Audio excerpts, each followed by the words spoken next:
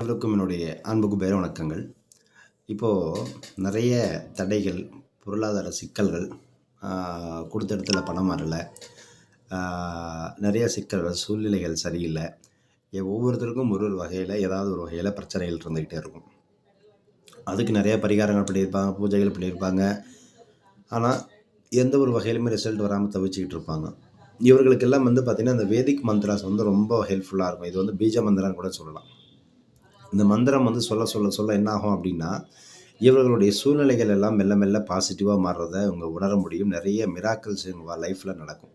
அதுக்கு நீங்கள் என்ன செய்யணும் அப்படின்னா, சொல்லக்கூடிய மந்திரத்தை எழுதி வச்சுக்கோங்க. அமைதியாக பத்மாசனத்தில் உட்காந்து உங்கள் ரூமில் அமைதியாக இந்த மந்திரத்தை ஸ்ரத்தையாக பக்தி ஸ்ரத்தையாக இந்த மந்திரத்தை சொல்லிட்டு வாங்க. தேவரக்ஷிதா தேவரக்ஷிதா தேவரக்ஷிதா இந்த மந்திரத்தை 108 தடவை காலையிலையும் நைட்டு படுக்கும்போது சொல்லுங்கள். உங்கள் வாழ்க்கையில் பல அதிசயங்கள்